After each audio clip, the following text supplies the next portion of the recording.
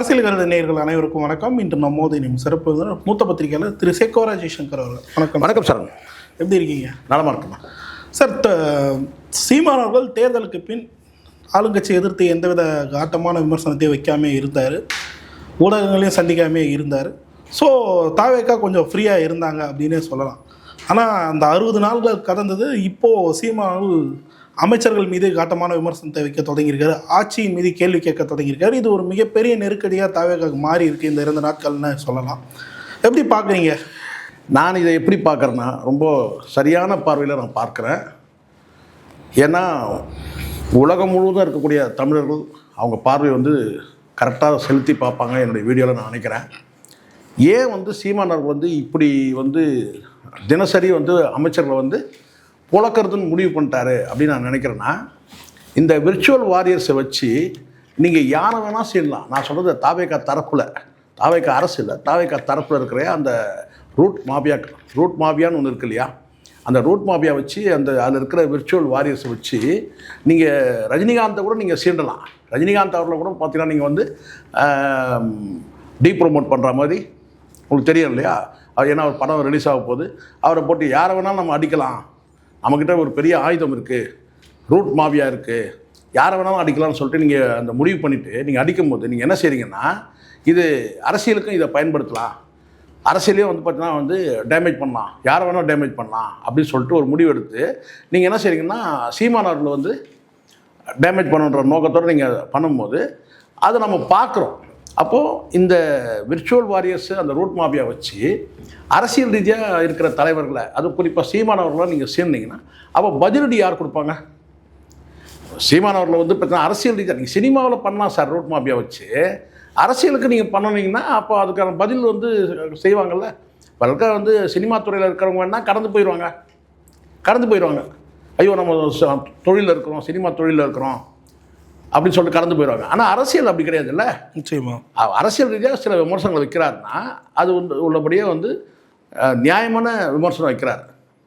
அப்போ அந்த விமர்சனத்தை எதிர்கொள்ள முடியாமல் நீங்கள் என்ன செய்றீங்க கேட்டால், இருக்கவே இருக்குது ரூட் மாஃபியா, அதுக்கு நீங்கள் பதிலுக்கு நீங்கள் அடிங்கன்னு சொல்லி நீங்கள் அடிச்சிங்கன்னா அப்போ அதோடைய எதிர்வினை எப்படி வரும்? காட்டமாக தான். அப்போ அந்த எதிர்வினை ஒரு காட்டமாக காட்டுறாரு.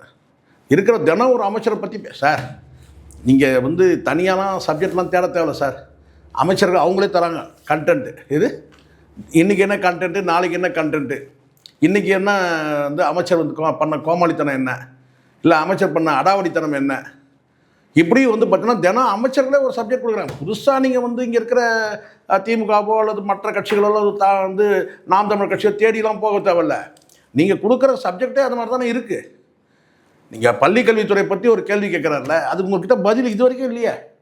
இது வரைக்கும் கல்வி அமைச்சர் பதில் பேசலையே. தனியார் பள்ளிகளுக்கு பள்ளி கல்வித்துறை அதுதான் நான் சொல்கிறேன். இப்போ நீங்கள் புரிஞ்சுங்களா, இலங்கையிலேருந்து ஒன்று வந்துச்சு, இது ஒன்று இலங்கையிலேருந்து ஒன்று வந்துச்சு, அதை சந்திச்சது யார்?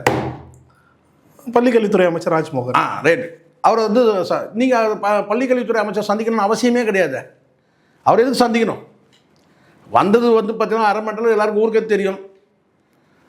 நேராக சந்திக்கிறதுக்கு எதுக்காக ஒரு ஃபோட்டோ எடுக்க வந்துட்டு பள்ளிக்கல்வித்துறை அமைச்சரை சந்திச்சுட்டு அதுக்கப்புறம் நீங்கள் வெளியில் சீமானவர்கள் குறித்து பேசுனதுலாம் உங்களுக்கு தெரியும்ல.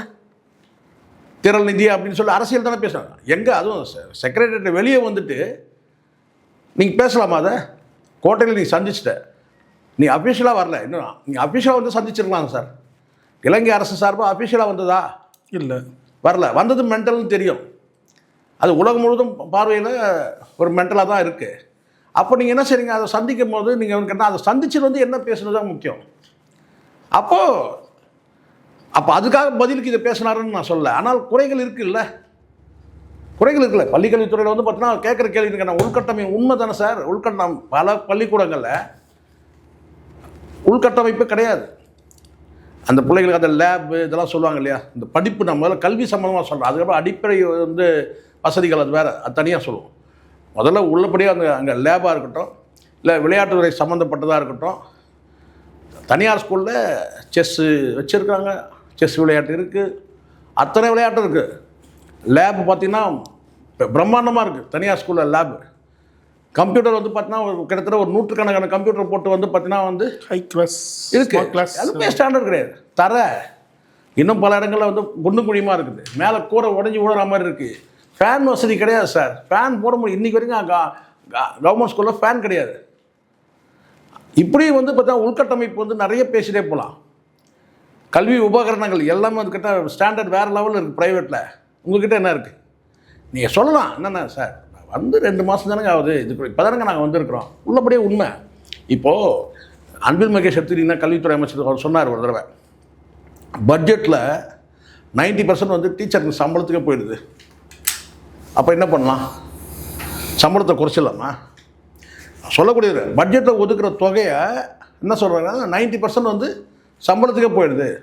போக தான் செய்யும். சம்பளன்றது பென்ஷனும் சேர்த்து தான், ஓய்வு பெற்ற டீச்சர்களுக்கு கொடுக்குற ஆசிரியர்களுக்கு கொடுக்குற சம்பளத்தையும் சேர்த்து தான் அந்த நிதி ஒதுக்குறதுன்றது. அப்போ நான் என்ன சொல்கிறேன் கேட்டால் கூடுதல் நிதி ஒதுக்குங்க. அதானே செய்யணும். ஒதுக்குறதுல 90% சம்பளத்தை போகுதுன்னா ஒதுக்குற தொகையை வந்து பார்த்தீங்கன்னா ரெட்டிப்பு 2 மடங்கு வந்து பார்த்தீங்கன்னா நீங்கள் வந்து ஒதுக்குங்க. அதானே செய்யணும். அதுக்காக நாங்கள் வந்து சம்பளத்தை கொடுத்துட்றோம், அதனால் உள்கட்டமைப்பு நாங்கள் பண்ண மாட்டோம்னு சொன்னது சரியாக இருக்குது, பண்ண முடியலன்னு சொல்ல சரியாக இருக்காதுல்ல. இது கடந்த ஆட்சியில் வந்து அன்பில் மகேஷ் ரொம்ப அறிவுபூர்வமாக சொன்ன வார்த்தை என்னென்னு கேட்டிங்கன்னா, நிதி ஒதுக்கீட்டில் பட்ஜெட்டை ஒதுக்குற தொகையில் 90% சம்பளத்துக்கே போயிடுது. இது எதுக்குன்னா திருப்பி வருது. டீச்சருங்க பார்த்தீங்கன்னா சம்பளம்ன்றது. அப்போ பார்த்து நம்ம என்ன சொல்லுவோம், ஐயோ டீச்சருங்களாம் அவ்வளோ சம்பளம் வாங்குறாங்க. உழைப்புக்கான ஊதியம் வந்து கொடுத்து தானே சார் ஆகணும் நீங்கள், இல்லையா? ஆசிரியர்களுக்கு கொடுக்குறத வந்து நீங்கள் வந்து சம்பளத்தை வந்து நீங்கள் மென்ஷன் பண்ணி பேசுகிறது தவறு. நீங்கள் நிதி கூடுதலாக ஒதுக்கணும். அதே சமயத்தில் அந்த கல்வித்துறையை வந்து பார்த்திங்கன்னா என்னெல்லாம் சீரமைக்கலாம், ரீஃபார்மேஷன் என்னெல்லாம் பண்ணணுன்றதை பற்றி யோசிக்கிற அளவுக்கு உங்களுக்கு அதுக்கான சக்தி இருக்கணும். இந்த அரசு 2 மாதம் தான் ஆச்சு. ஆனால் சீமானவர்கள் சொல்கிறது வந்து நீங்கள் கவனத்தில் எடுத்துங்க. தனியார் பள்ளிகளுக்கு நீங்கள் காட்டக்கூடிய அக்கறையை வந்து நீங்கள் பள்ளிகளுக்கு காட்டுங்கன்னு சொல்கிறேன். முதல்ல இங்கே அரசியல் நீங்கள் வந்து பார்த்தீங்கன்னா இன்னொன்று எல்லாமே அரசியல் கலந்துருக்கு சார் இதில், சரிங்களா? நீங்கள் வந்து ஒருத்தர் இலங்கையிலேருந்து ஒருத்தர் வராருங்க, இங்கே இருக்கிற வந்து ஒரு கட்சி தலைவர் வந்து சகட்டு மணிக்கு பேசுகிறாரு, உங்களை சந்தித்து தான் வந்து பேசுகிறாரு அவர். சரி, உங்கள்கிட்ட என்ன ரியாக்ஷன் என்ன? இலங்கையிலேருந்து ஒருத்தர் வராரு சார், அவர் எம்பின்ற போர்வையில் வராரு சார், இங்கே வந்து அஃபிஷியலாக வரல சார், தனிப்பட்ட முறையில் தான் சார் வராரு. வந்துட்டு உங்களை சந்திச்சுறாரு, உங்களுக்கு சால்வெல்லாம் போட்டுட்டு வந்துட்டு வெளியே வந்துட்டு ஒரு கட்சியோட தலைவர் வந்து முக்கியமான தலைவர் சார் நீங்கள் தமிழ்நாட்டில், இல்லையா? முக்கியமான தலைவர் சீமான். அவரை வந்து பார்த்தீங்கன்னா வந்து தரக்குறைவாக பேசும்போது அதுக்கு நீங்கள் அரசு தரப்புலேருந்து ஏதாவது நீங்கள் ரியாக்ட் பண்ணீங்களா? அதுக்கு கண்டிச்சிங்களா? ராஜ்மோகன் கண்டிச்சிருக்கோனாமா அந்த இலங்கை எம்பிக்கு? பண்ணல. ஏன் பண்ணல? அப்போ உங்களுக்கு அலட்சியம். அது அவர் பேசுகிறது. இங்கே இருக்கிறவங்க பேசலாம் சார், இங்கே இருக்கிற வந்து அரசியல் கட்சிகள் பேசலாம். ஆனால் வெளிநாட்டிலேருந்து ஒருத்தர் வந்து உள்ளே வந்து இங்கே வந்து உங்களை சந்திச்சுட்டு கீழே போயிட்டு வந்து பார்த்தீங்கன்னா வந்து நேர்காணல் கொடுக்கும்போது சீமானு கொடுத்து சம்பந்தமே இல்லாமல் தரக்குறைவாக வந்து திறன் நிதி கொடுத்து பேசுறது உங்களுக்கு தெரியும். திறன் நிதிக்கும் அவனுக்கு என்ன சார் சம்பந்தம் சொல்லுங்கள்? அப்போ இதெல்லாம் வந்து அப்போ அந்த அரசு சார்பாக ஏதாவது கண்டிச்சாங்களா? இல்லை. ஏதாவது வந்து ஒரு மறுப்பு தெரிவிச்சிங்களா? இல்லை. எப்படிங்க இங்கே இருக்கிற தலைவர் வந்து நீங்கள் அரசியல் பண்ணுறதுக்காகலாம் நீங்கள் வந்துருக்கீங்களா? இங்கே கேட்கணும். அஃபிஷியலாக வந்து கூட பரவாயில்ல. அப்போ யார் வேணால் இங்கே வந்து யார் வேணால் பேசிட்டு போயிடலாமா? அப்போ சீமானா உங்களுக்கு நான் அவ்வளோ இலக்கமாக சார், யார் வேணால் பேசலாம், அரசு சார்பாக கண்டிச்சிடணும் சார், அப்போ தான் சரியாக இருக்கும்.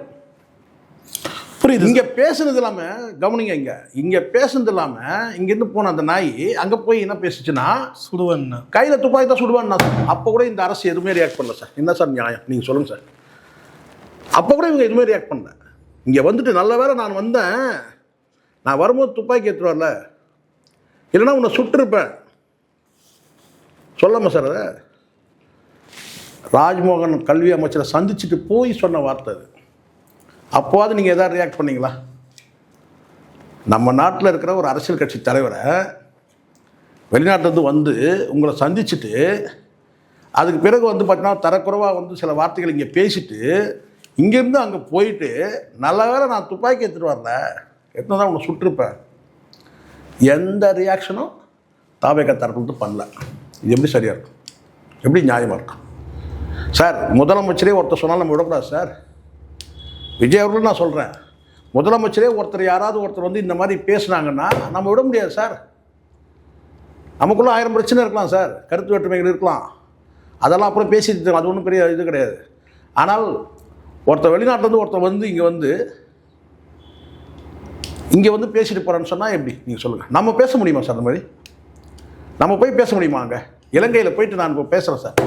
இலங்கையில் போய் நான் ராஜபக்ஷ வந்து நான் பார்த்தீங்கன்னா இது மாதிரி ஒரு வார்த்தையை சொல்கிறேன், ஏதோ ஒரு வார்த்தை வந்து கிரிட்டிசைஸ் பண்ணுறேன்னு வச்சுங்க, நான் திரும்பி வர முடியுமா சார்? எவ்வளோ நடவடிக்கை எடுப்பாங்க? இலங்கையிலேருந்து வந்த நாய் என்ன வார்த்தை பேசுச்சு? துப்பாக்கியில் சுடுவோன்னு பேசலாம் சார். நல்ல வேலை துப்பாக்கி இல்லை, துப்பாக்கியில் சுற்றுப்பேன், அது எவ்வளோ பெரிய வார்த்தை. எதுவுமே இவங்க ரியாக்ட் பண்ணாது. வருத்தம் தானே அது. பண்ணணுமா இல்லையா? 1000 நமக்குள்ள 1000 பிரச்சனை இருக்குது சார். நீங்கள் அண்ணன் தம்பி 1000 விமர்சனம் பண்ணிக்கலாம், அது வேறு. ஆனால் இன்னொருத்தருக்கு எப்படி நீங்கள் வாய்ப்பு தரீங்க? அவன் வந்து இங்கே எப்படி அரசியல் பேசலாம்? அவன் வந்து இங்கே எப்படி இருக்கிற ஒரு தலைவர் தரக்குறவாக பேசலாம்? இங்கேருந்து போயிட்டு எப்படி துப்பாக்கியில் சுடுவான்னு சொல்லி பேசலாம்? எப்படி இது நியாயம்? யாருமே அதை பற்றி பேசவே இல்லை. எந்த தலைவரும் கண்டிக்கலையே சார். அங்கேயே இருந்து பேசினா கூட பிரச்சனை இல்லை சார். அவன் இங்கே வந்தவன் இங்கே வந்து தரக்குறவாக பேசிட்டு திருப்பி இங்கேருந்து போய் அங்கே போய் பேசுகிறான். ஆனால் இங்கே யாரும் அதை பற்றி கண்டித்து பேசவே இல்லை. ஏன் சார்? பத்திரிகையாளர் கூட கண்டித்து பேசலை சார். யாருமே கண்டித்து பேசவே இல்லை. அப்போ என்ன பொருள்? இந்த அரசு வந்து இந்த அரசு சார் பாதுகாப்பு தருது. எனக்கு உங்களுக்கு எல்லாருக்குமே இந்த அரசு தான் இப்போ பாதுகாப்பு தருது. தாவேக அரசு தான், விஜய் தலைமையிலான அரசு தான் நமக்கு பாதுகாப்பு இல்லையா எல்லாருக்கும். அப்போ இங்கே இருக்கிற வந்து பார்த்தீங்கன்னா அங்கே போயிட்டு ஒரு கட்சி தலைவரையே வந்து பார்த்தீங்கன்னா சுட்டு கொண்டு இருப்பேன்னு சொல்லி பேசுகிறான்னு சொன்னால் அப்போ அதை கண்டிக்கும் நம்ம அரசு சார்பா. நிச்சயமா அதை பண்ணல. அப்போ வந்து அந்த அந்த கோபமும் அந்த ஆற்றாமை வந்து இருக்க தானே சார் செய்யும். அதுதான் இப்போது என்ன கேட்குறாருன்னா, அமைச்சர் கீர்த்தனா அவர்கள் ஒரு பள்ளியில் போய் ஒரு ரீல் ஒன்று எடுத்து போட்டிருந்தாங்க. அது சர்ச்சையானதை வந்து சீமான் அவர்களும் ஒரு கேள்வி எழுப்புறாரு. அமோனியா வாயு கசிந்து தொழிலாளர் இருந்தபோது தொழில்துறை அமைச்சர் அங்கே அங்கே போய் ஆய்வு மேற்கொள்ள பள்ளியில் போய் உங்களுக்கு ஆய்வு தேவை என்ன? இதை விட ஒரு நேர்மையான கேள்வி எங்கே நீங்கள் பார்க்கணும். இதை விட ஒரு நேர்மையான கேள்வி உண்மைதானே சார்? அன்றைக்கி வந்து அந்த அமோனியா வாயு கசிஞ்சு வந்து நீங்கள் வந்து பார்த்தீங்கன்னா உள்ளபடியே நீங்கள் வந்து பார்த்தீங்கன்னா நீங்கள் அங்கே விசிட் பண்ணி அங்கே வந்து பார்த்தீங்கன்னா அந்த மக்களுக்கு வந்து பார்த்தீங்கன்னா ஆதரவாக இருந்திருக்கணும். தொடர்ச்சியாக அது இன்னும் சொல்லப்போனால் அந்த விஷயமே வந்து பார்த்தீங்கன்னா அடுத்தடுத்த நாட்களில் அரசியல் பரபரப்பில் அப்படியே இது மறக்கலை, அப்படியே அமுக்கப்பட்டது. அந்த மக்களுக்கு என்ன செஞ்சாங்க? அது வட இந்தியாவாக இருக்கட்டும், அது யாராவது இருக்கட்டும் சார், மனுஷங்க தானே சார் எல்லாருமே. இந்த அமைச்சர் என்ன செஞ்சிடணும்? அங்கே தானே ஆய்வு செய்யணும். இப்போ பார்த்தீங்கன்னா இந்த அரசு உள்ளபடியே நான் சொல்கிறேன், அவங்கவுங்க துறையை சார்ந்தவங்க ஆய்வு செஞ்சால் பிரச்சனை இல்லை. இப்போ இவங்க தொழில்துறை அமைச்சர், இவங்களுக்கு வந்து பள்ளிக்கல்வித்துறையை இவங்க எதுக்கு ஆய்வு செய்யணும்? சரி, நீங்கள் போனீங்க, ஆய்வுக்கு போன இடத்த போய் வந்து அங்கே பிள்ளைகள் வந்து ஏதோ ஆங்கிலத்தில் ஏதோ வந்து பேசியிருக்கீங்க. உங்களுக்கு நீங்களே இங்கே பட்லர் இங்கிலீஷ் தான் பேசுகிறீங்க. இது இங்கே அரையும் குறையமாக பேசுகிறீங்க. நீங்களே பட்லர் இங்கிலீஷ்னு சொல்லுவாங்க இல்லையா, அதுதான் நீங்கள் பேசுகிறீங்க. உங்கள் இங்கிலீஷே எப்படின்றத நம்ம பார்த்து தானே இருக்கிறோம். இப்போது அது தனியாக ரீல் ஓடிட்டு இருக்குது. இது காலிலேருந்து பழைய அது ஒரு ரீல் ஓடிட்டு இருக்குது. ஹேண்ட்ஸ் ஆஃப் பதில் ஹேண்ட்ஸ் ஆஃப் பண்ணுறாங்க பார்த்தேன் நான். அப்போ நீங்களே அரையும் குறையமாக விட்டு அங்கே போயிட்டு அந்த பிள்ளைகள்கிட்ட போயிட்டு குழந்தைங்க வந்து பார்த்தீங்கன்னா அது வந்து கவர்மெண்ட் ஸ்கூலில் வந்து பார்த்தீங்கன்னா ஏதோ இருக்கிறத படிக்கிறாங்க. அங்கே டீச்சர்ஸும் வந்து பார்த்தீங்கன்னா நிறைய டீச்சர்ஸ் வந்து அப்படியே ஃப்ளூயண்ட்டாக இங்கிலீஷில் பேசுகிறவங்களாம் கிடையாது, சரிங்களா? அப்போது அங்கே போயிட்டு நீங்கள் பேசிவிட்டு அதை வந்து நீங்கள் ரீல்ஸ் எடுத்து போடுறது, அப்போ அந்த குழந்தைங்களுக்கு வந்து பார்த்தீங்கன்னா அது ஒரு கில்ட்டி ஃபீலிங் ஆகல சார். ஐயோ நம்ம வந்து சரியாக பேசுகிறது இல்லை, கேலி கிண்டல் கூட பண்ணலாம் யாராச்சும். அந்த பிள்ளைகளுக்கு உளவியலாக அந்த குழந்தைங்க மனசு பாதிக்கும் தானே, அதை செய்யலாமா? இப்போ புரியுதுங்களா? சீமான் அவர்கள் கேட்டது தப்பே கிடையாது. நீங்கள் எங்கே போய் ஆய்வு செய்யணும் அங்கே பண்ணாமல் அதை விட்டுட்டு இங்கே வந்து பண்ணுறீங்க. அந்தந்த துறை சார்ந்தவங்க அதை பண்ணணும் சார். இங்கே நான் நிறைய பார்க்குறேன், ஜிக்ஸாக் ஆகுது. அது என்ன ஆகுதுன்னா, முன்னாடி இதாவது பரவாயில்லன்னு சொல்லலாம். இப்போ முன்னாடி வந்து பார்த்தீங்கன்னா கட்சி நிர்வாகிகளே போய் ஆய்வு செய்தாங்க, நீங்கள் பார்த்துருப்பீங்க. கட்சி நிர்வாகிகள் போய் ஆய்வு செய்ய. இப்போ என்ன செய்யறாங்கன்னா அமைச்சர்கள் ஆய்வு செய்கிறாங்க. ஆனால் அந்த அமைச்சர் என்ன பண்ணுறாங்கன்னு கேட்டிங்கன்னா, அந்த அமைச்சர் என்ன பண்ணுறாங்கன்னா, நீ என் துறையை போய் பாரு, நான் உன் துறையை போய் பார்க்குறேன், பக்கத்தில் எது இருக்கோ அங்கே போய் அப்படி அந்த மாதிரி ஆயிடுச்சு. இன்னும் இந்த அமைச்சர்கள் வந்து பார்த்தீங்கன்னா உள்ளபடியே இந்த அமைச்சர்கள்லாம் கடந்த காலத்தில் அமைச்சருடைய செயல்பாடெல்லாம் பார்த்துருப்பாங்களான்னு கூட தெரியல. ஒரு என்ன சொன்ன ஒரு பரிட்சார்த்த முறையில் அனுபவ ரீதியாக கூட நான் சொல்கிறேன், கடந்த காலத்தில் வந்து பார்த்தீங்கன்னா அமைச்சர்களுடைய நடவடிக்கைலாம் அவங்க பார்த்துருப்பாங்களா இல்லையான்னு. அந்தந்த துறை சார்ந்த அமைச்சர்கள் அந்தந்த துறையை நீங்கள் ஆய்வு செய்யுங்க. அதை விட்டு பார்த்தீங்கன்னா நான் வந்து இப்போ நம்ம வீடை வந்து பார்த்தீங்கன்னா நம்ம தான் சார் பார்த்தோம். பக்கத்து வீட்டில் இருக்கிறவங்க போய் நம்ம வந்து கேட்டால் வந்து கழிவறை இங்கே இருக்குது, வாஸ்துபடி இங்கே வைங்க அங்கே வைங்க நான் சொல்ல முடியும்? நம்ம வீட்டை தான் பார்த்துக்க முடியும். பக்கத்தில் நுழைஞ்சி வாஸ்துபடி பார்த்தீங்கன்னா அந்த வாசகங்கள் எடுத்து அந்த பக்கம் வைங்க, இந்த தூக்கி அங்கே வைங்க நான் சொல்ல முடியும். அப்படி தான் இருக்குது இந்த அமைச்சர்கள் பண்ணது. ஸோ சீமான் அவர்கள் சொன்னது வந்து தப்பே கிடையாது. இன்னும் நிறைய இருக்குது சார். இப்போ இந்த அமைச்சர்கள் பார்த்தீங்கன்னா தினம் வந்து இந்த அமைச்சர்கள் வந்து எனக்கு தெரிஞ்சு இப்போ பார்த்தேன், கொஞ்ச நேரத்துக்கு முன்னாடி பார்த்தேன், புசியானது வந்து ஸ்கூட்டரில் சென்று ஆய்வு செய்தார்னாங்க. ஸ்கூட்டர் நல்லா இருக்கும். ஸ்கூட்டரில் அதுதான் நான் சொல்கிறேன். ஸ்கூட்டரில் சென்று ஆய்வு செய்தார். எதை ஆய்வு செய்தார்னு தெரியல. ஒரு செய்தி நம்ம பார்க்குறோம். சொல்கிறாங்க சார் ஸ்கூட்டரில் போயிட்டு இருக்கிறத நம்ம பார்க்குறோம். ஸ்கூட்டரில் சென்று ஆய்வு செய்தார். நான் என்ன சொன்னேன், இதெல்லாம் வந்து ஒரு பக்கம் நீங்கள் பண்ணுறது ஒரு கூத்துனா, இதை பத்திரிகைகள் வந்து மீடியாக்கள் வந்து ஃபோக்கஸ் பண்ணுறது அது வேறு மாதிரி இருக்குது. இதுக்கு வந்து அவசியமே கிடையாது. இது ஒரு செய்தியாக அவங்க வந்து பார்த்தீங்கன்னா கார் கொடுத்துருக்கு சார், காரில் போகிறீங்க, உங்கள் எளிமையை காட்டுறதுக்குலாம் இதெல்லாம் எங்களுக்கு தெரியாதா உங்கள் எளிமை எவ்வளோன்றது. ஸ்கூட்டரில் வந்தால் நீங்கள் அதான் சார், ஸ்கூட்டரில் வந்தால் வந்து எளிமைன்னு சொல்லிட முடியுமா?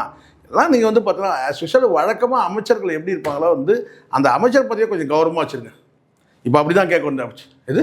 நீங்கள் கௌரவமாக இருக்கிறீங்க இல்லையோ, தயவு செஞ்சு இந்த அமைச்சர் பதவியை கௌரவமாக வச்சுருங்க. ஏன்னா நீங்கள் வந்து நீங்கள் எப்படியா இருந்துட்டு போங்க, ஆனால் அந்த அமைச்சர் பதவிக்கு வந்து அந்த டெக்காரம் வந்து பார்த்தீங்கன்னா காலி பண்ணுறாதீங்க. அப்படி தான் இருக்குது. எனக்கு தெரிஞ்ச முதலமைச்சரை தவிர்த்துட்டு மீதி அத்தனை பேருமே நான் பார்க்குறேன்னு கேட்டிங்கன்னா தினம் ஒரு பிரச்சனையாக தான் இருக்குது. முதலமைச்சரை தவிர்த்துட்டு சொல்கிறேன். முதலமைச்சர் சர்ச்சைனா அந்த சட்டசபை சர்ச்சையோடு போயிடுச்சு. அதுக்கப்புறம் எதுவும் புதுசாக சர்ச்சை எதுவும் வரல, இது வரைக்கும் வரல. இனிமேல் வருமானு தெரியாது. ஆனால் இந்த அமைச்சர்கள் பண்ணுறது பார்த்தீங்கன்னா தினம் ஒரு அமைச்சர், எந்த அமைச்சர் என்ன பண்ணுவாங்கன்றது தெரியல. அப்படி தான் இருக்குது. யார் என்ன பிரச்சனை கொண்டு வருவாங்க, நாளைக்கு என்ன பிரச்சனை, இன்றைக்கி என்ன பிரச்சனை, அப்படி தான் நம்ம பார்க்க வேண்டியதாக இருக்குது. குறிப்பாக சார், இப்போது இவ்வளோ நாட்கள் இந்த இஷ்யூ இல்லை. அதாவது சீமான் அவர் போன்ற ஒரு எதிர்கட்சி தலைவர் கேள்வி கேட்காம இருந்தார். இப்போ அவர் கேள்வி கேட்கறது தேவைக்காக ஒரு நெருக்கடி ஏற்படுத்தும்னு நினைக்கிறீங்களா? நெருக்கடி ஏற்படுத்துதுன்னு கிடையாது சார். நெருக்கடி ஏற்படுத்தணுன்ற நோக்கம் கிடையாது. ஆனால் யாராவது ஒருத்தர் பேசி தானே ஆகணும்.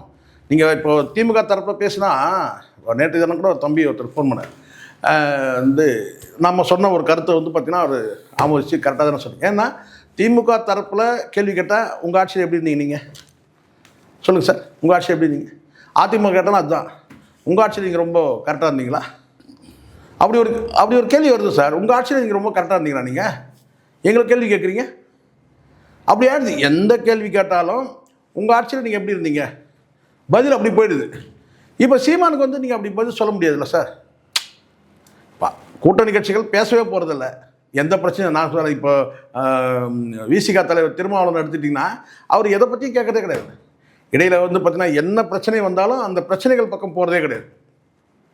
அவர் பிரச்சனை என்னன்னு கேட்டிங்கன்னா ஆதரவு, அதை கடந்த அமைச்சர்கள் பங்கேற்பு, நம்ம கூட்டணியில் இருக்கிறோமா இல்லையா, இதுக்கு நெரேட்டிவ் செட் பண்ணுறதுக்கே அவருக்கு பொழுது போயிடுது. எப்படி கதையை சொல்லலாம். அதுவும் நேற்று தினம் ஒரு மேடையில் பார்த்துருப்பீங்க. அவர் பேசுறது அத்தனை பேரும் வந்து மொத்த பேரும் வந்து நின்ன மாதிரி ஆயிடுச்சு.